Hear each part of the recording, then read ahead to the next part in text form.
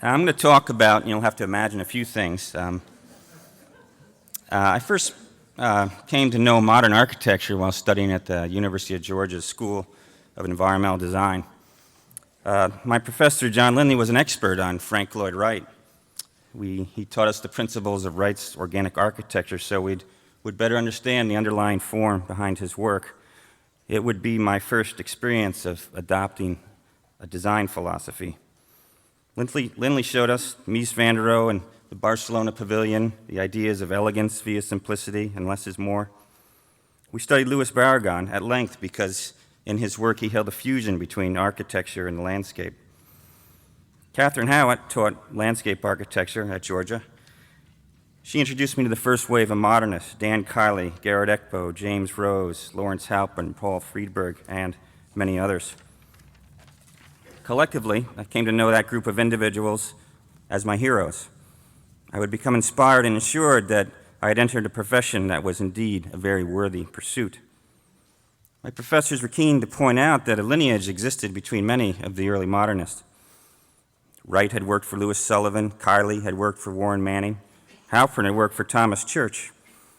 The importance of mentor and protege as part of my professional development was firmly seated in my head.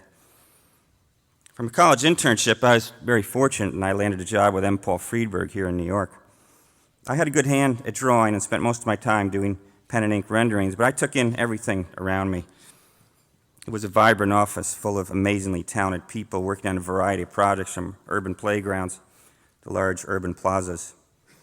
I marveled at the complexity of Paul's work, the elegant geometry, the playful use of water. It was the images of Honeywell headquarters and PV Plaza that inspired me. However, I didn't come to fully appreciate or comprehend Paul's work till the end of my internship. I came to realize that the real driving force in his designs was a very carefully considered reaction to the social conditions and the cultural requirements of the urban population. The vitality and life of the space was not the fountains and shapes at all. It was the presence, comfort, and activity of those who were engaged in his space. I finished up Georgia with a newfound enthusiasm from Paul's office that propelled me into the workforce. I first came to know architect Norman Jaffe in the early 80s. I was right out of college and felt pretty lucky when I landed an apprenticeship in his office, for I really felt I had met the next Frank Lloyd Wright.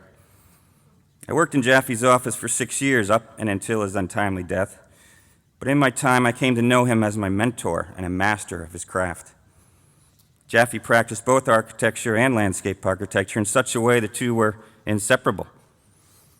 As you can see, Jaffe was referred to as a romantic modernist. There was no dogmatic stricture to his work, and as you'll see in these next few slides, his portfolio is highly varied. But there are several key themes that carry through in his work. Almost always are the buildings responding to a topography and the greater context of the environment. There is always a strong three-dimensional sculptural quality of the work that is highlighted through the use of a single material.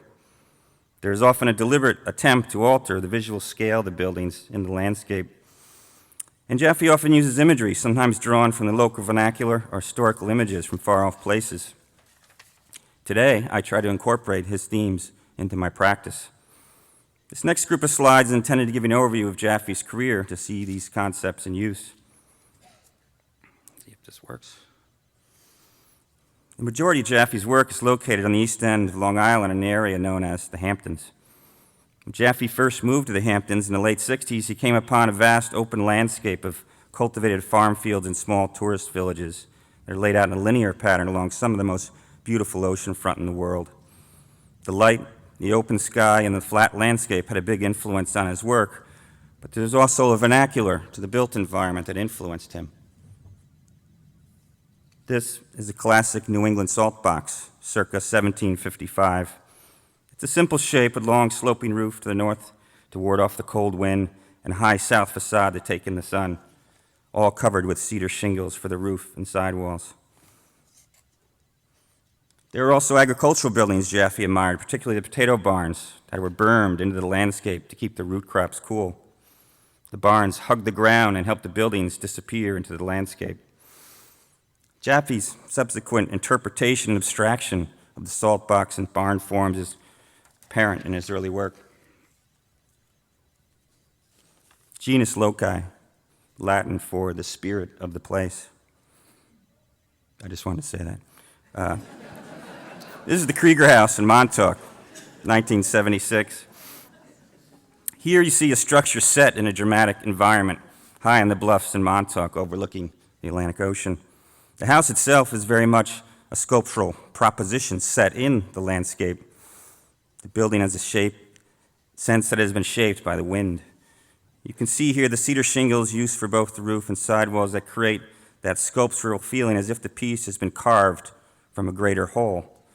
The long sloping roof to the ground reminiscent of the barns. The concealment of doors and windows beneath overhangs and careful cutouts to disguise a sense of scale and enhance the sculptural form is a common theme in his work. This is the Perlbinder House, 1969. In this slide, we see a further abstraction of the saltbox vernacular, here crafted into a sculptural piece that embraces the dune. Here again are rough cedar shingles for both the roof and sidewalls that create that sculptural carved quality. The geometry of the opening is very clear and calculated. Here's a west view of the house showing monumental-like sculptural quality of a house sitting on a rough granite base. We will come back to this house later in the presentation. Here's an interior view of the Perlbinder House showing the interior-exterior relationship. This is the Becker House, 1970. Jaffe is quoted that the inspiration for this house was an old stone ruin that he saw in Ireland. The small, undersized door plays the scale of the building to make it appear larger. The long horizontal stone wall extends into the landscape, anchoring the building to the flat topography. The geometries here are very restrained, displaying a minimalism that is contemplative. As you can see in these last three houses, Jaffe kept exploring different ideas. He was searching for the right equation of architecture to best suit the Hamptons. Jaffe, in his own words, is quoted as saying, "Every building does violence to the landscape." In the Hamptons, with its treeless, flat, open fields, this was very apparent.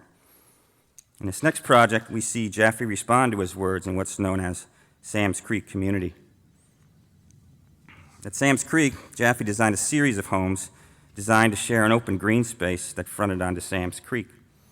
Here, Jaffe tried to imbue a sense of communal living with a large open common lawn along the waterfront and common architecture.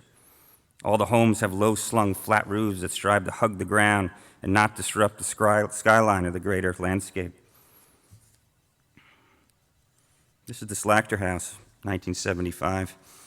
Up close, long horizontal roof planes that are massed over stone walls with clear-story windows. This is a common theme in the Sam's Creek architecture. What I like about the composition is the way Jaffe uses earth to bring down the scale of the house by building it up. The berm is an essential part of the composition and works well as an illusion to make the house feel closer to the ground. Here's the opposite view of the Slachter House, showing how the pools and terraces are integrated with the architecture. Another view showing the drama of the cantilevers and the Wrightian influence. This is the Tazi House next door, as seen from the street. Again, the earth is bermed up to a stone wall that forms a courtyard between the house and street. Again, there's no sense of scale as the windows and doors are concealed along roof planes and cantilevers hug the ground to as little impact as possible. The ideas of grading and manipulating the ground plane to soften the impact of the building in this composition is a common theme. Another view showing the sculpture of the grading in the front. In the 80s, the Hamptons began to change and Jaffe's work began to get larger. Here you see again the attempt to bring the house down to the ground, not always so successful. A side view showing the building climbing the dune. In this case, Jaffe designed a house inland and created a pond for which the building to respond to. Interior view looking out over the landscape. This is a house later in his career where he reverted to a modular system of columns, terraces of stone and tennis courts and swimming pools surrounding it on its hill-type view over the ocean. At the end of Jaffe's career, he reverted back to the barn forms that he liked so much. Here's the gates of the Grove Synagogue in East Hampton, where you see the cedar shingles crafted to a very high level. This is the interior view of the sanctuary, showing the north light showering in on the congregants. The sculptural forms of the wood crafted and carved to a very high level. This is the Perlbinder house again. This was a record house, one of the highest awards that can be given to a house, 1970. The owners had spent their entire lives here, raising their children, developing the property. But in 1998, a massive tropical storm slammed into the east end of Long Island and washed away the entire dune system in front of the house. A few of the neighboring houses were destroyed. With an emergency permit in hand, my firm came in to rescue the house and relocate it further back on the property. We cut the house loose from its wood pile foundation and jacked it up on the wood cribs and graded a temporary dune to protect it from the ocean. At this point, the owners had to decide if they were going to keep their beloved home or start over. They decided to keep it, and at that time expand it with a major addition. This is a view showing the property under construction. I'll have to skip here, catch up with myself. Here you see the new driveway cut in with its curvilinear alignment and sweeping views of the property. We worked with a very talented young architect named Christian Sabella Rosa on formulating a plan for the house additions. The idea of adding on to this very box-like structure was difficult, and in the end, we agreed on a scheme where the additions would be partially buried into the terrain. The additions would take on a deck-like appearance that the old house would lean against. Here you see the meadow growing in and the house additions in place. They're concealed through the grading to appear as lower masses in the landscape as the grade slightly rises. In the foreground, the grade is risen to hide the entrance driveway from view. Here, the fescue meadowgrass is cultivated as a single material to highlight the sculptural qualities of the grading. This is the reconstructed dunes. Here, my idea was that I wanted to try to create a connection to the greater environment by grading all the dunes in an east-west orientation. I always think that when you design something, you should always look to the next largest context. The use of a single material, American beach grass, highlights the sculptural quality of the dunes. Here's a close-up view of the addition. What the architect did here was develop a screen to hide all the doors and windows and conceal the views. The scale of the dwelling did not compete with the original house. It's the ocean side of the house where the grading falls away to allow a view to the ocean from the master bedroom. The juxtaposition of the original house to the new addition. At the entrance to the house, I took the liberty to develop a small formal courtyard of a simple lawn panel that leads you to the door. The lawn gives a relief to the meadow that's around the house. Another view looking in, simple plantings of liriope and sedgegrass.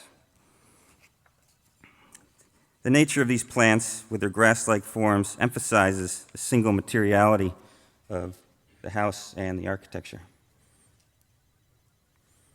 To generate all the fill for this project, we conceived the idea of sustainably mining the fill on the property and creating a pond. I had the feeling the pond was going to be a little large, so I developed this convoluted scheme where a series of bays to help scale it down. Here's the completed pond in place with natural plantings to further help scale it down and let it recede into the landscape. A view of the shoreline plantings.